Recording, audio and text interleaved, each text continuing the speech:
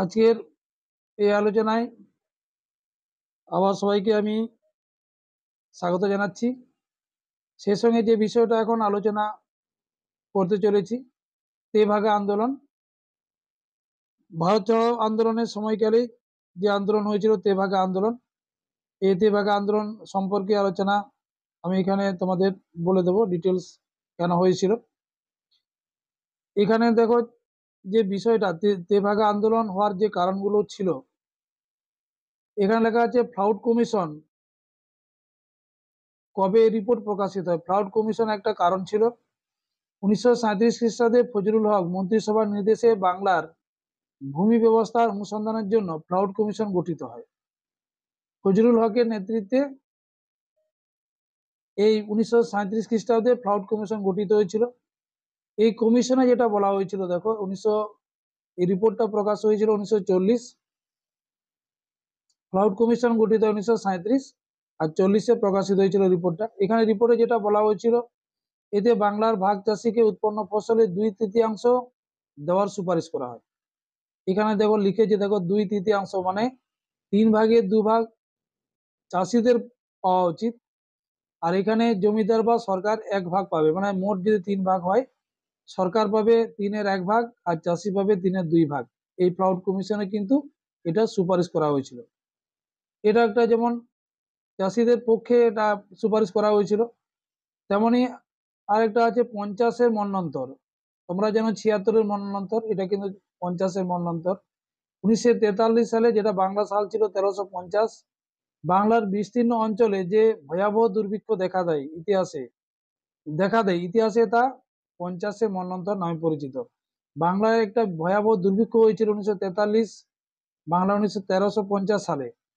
এই দুর্ভিক্ষ 50-এর মন্বন্তর নামে পরিচিত, কারণ এখানে 1350, এই 50 সাল থেকে 50 থেকেই 50-এ মন্বন্তর করা হয়েছে। এই মন্বন্তরে কি কারণ ছিল? এক শ্রেণীর মানুষের অসাধুতা, অর্থলোলুপ। মানে এক তো দুর্ভিক্ষ হয়েছে, তার উপরে বিভিন্ন মানুষের অসাধুতা, বিভিন্ন যে মহাজনদের যে কারচুপি, ব্যবসাদারদের যে সাধারণ মানুষকে যে ঠকানো। দ্বিতীয় আছে দ্বিতীয় বিশ্বযুদ্ধের প্রভাব, কারণ দ্বিতীয় বিশ্বযুদ্ধ 1939 থেকে 1945, কারণ এটা 1943, একটা দ্বিতীয় বিশ্বযুদ্ধের প্রভাব পড়েছিল।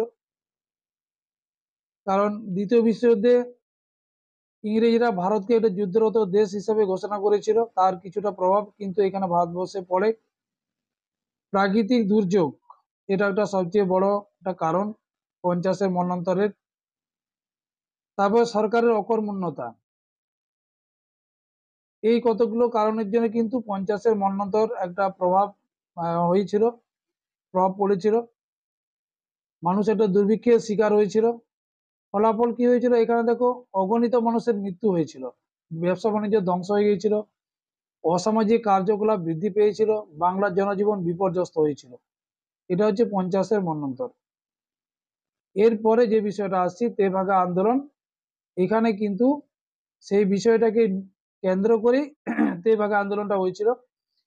1937 খ্রিস্টাব্দে ফ্লাউড কমিশনের সুপারিশে বলা হয় যে সরকার কৃষকের উৎপন্ন ফসলের 1/3 মানে 3 ভাগের 1 ভাগ সরকার পাবে, কিন্তু জমিদার বা সরকার কেউই রাজি হয়নি। এই 1% নিতে তারা রাজি হয়। তাই স্বাধীনতা লাভের প্রাককালে 1946 খ্রিস্টাব্দে বাংলার শাসিত এবং শোষিত নিপীড়িত কৃষক সম্প্রদায় বঙ্গীয় প্রাদেশিক কৃষক সভার উদ্যোগে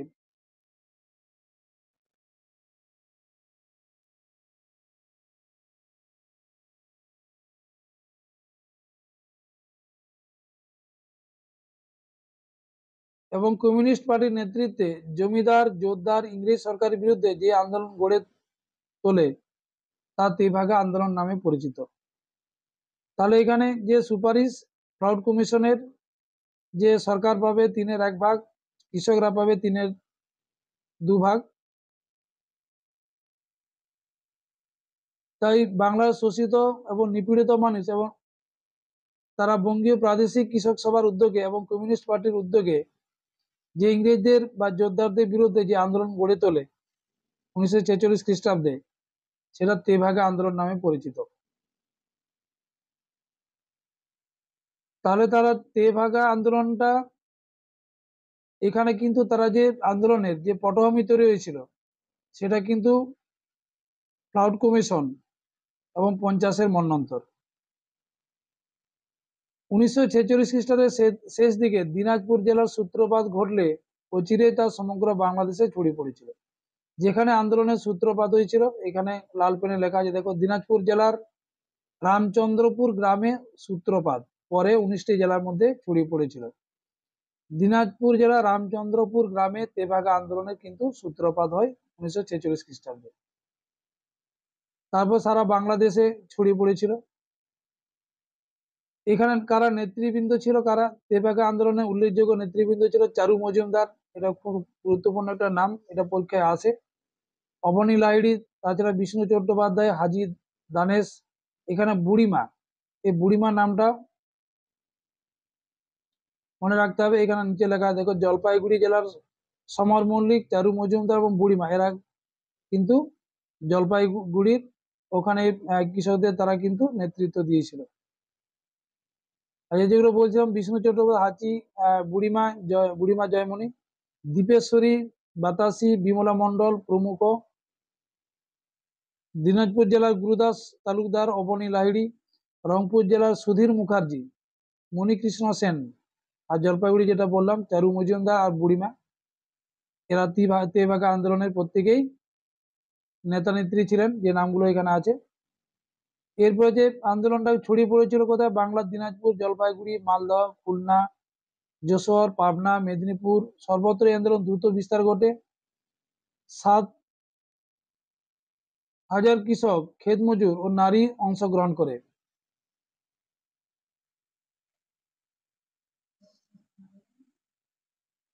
এখানে 7,000 না, এটা 70,000 হবে। 70,000 কৃষক কিন্তু এই আন্দোলনে অংশগ্রহণ করে। এরপরে যে পার্টটায় আছে,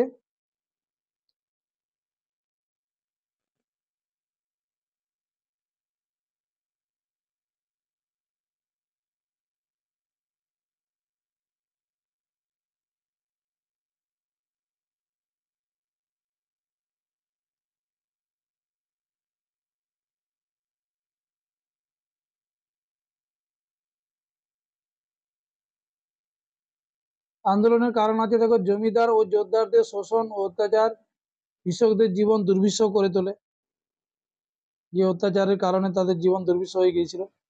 1937 খ্রিস্টাব্দে ফজলুল হকের প্রতিষ্ঠিত কৃষক প্রজা পার্টি নেতৃত্বে কৃষকরা দাবি আদায়ে উৎসাহিত হয়, যে যে উৎপন্ন ফসলের 3/2 ভাগ, মানে 3/2 ভাগ কৃষকরা পাবে, সেখান থেকে তারা অনুপ্রাণিত হয়ে তারা কিন্তু উৎসাহিত হয়েছিল তাদের দাবি আদায়ের।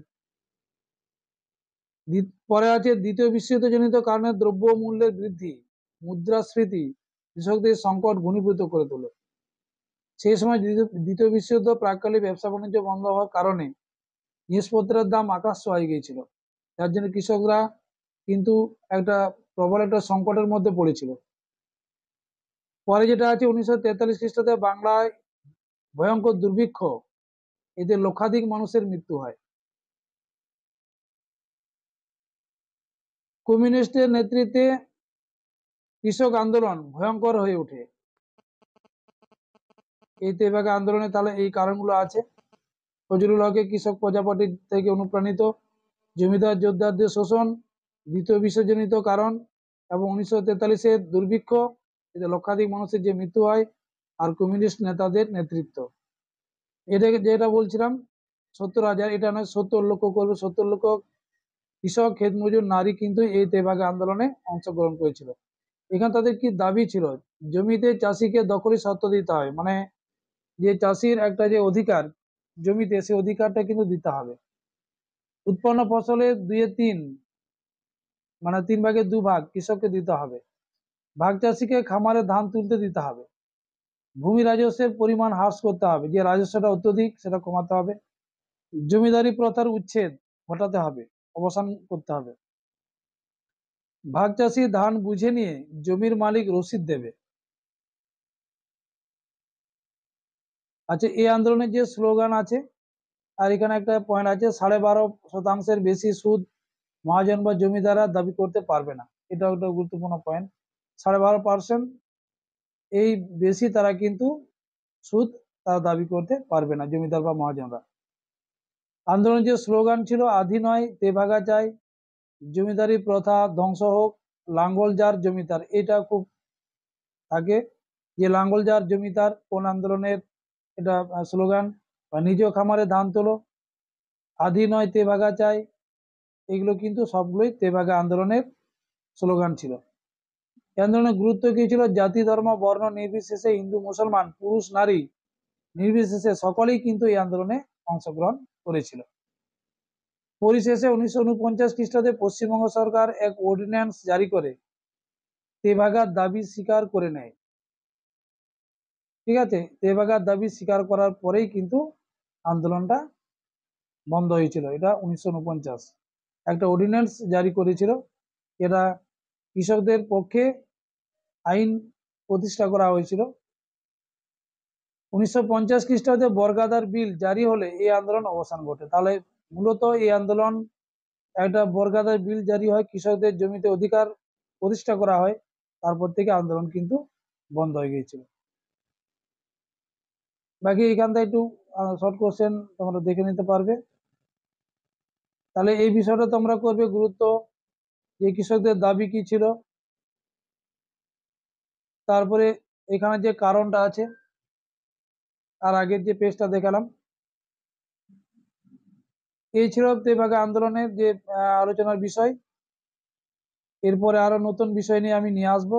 আমাদের তেলেঙ্গানা আন্দোলন একটা আছে ওই সময়কারের, সেটাও দেখাবো আমি পরের ভিডিওতে। ততক্ষণ সবাই ভালো থেকো।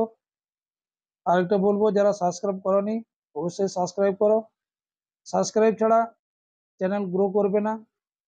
আমার চ্যানেলটাকে এগিয়ে নিয়ে যেতে গেলে বা এর আরো যদি উন্নতি করতে হয়, তাহলে কিন্তু অবশ্যই সাবস্ক্রাইব এখানে খুব গুরুত্ব একটা ভূমিকা পালন করে।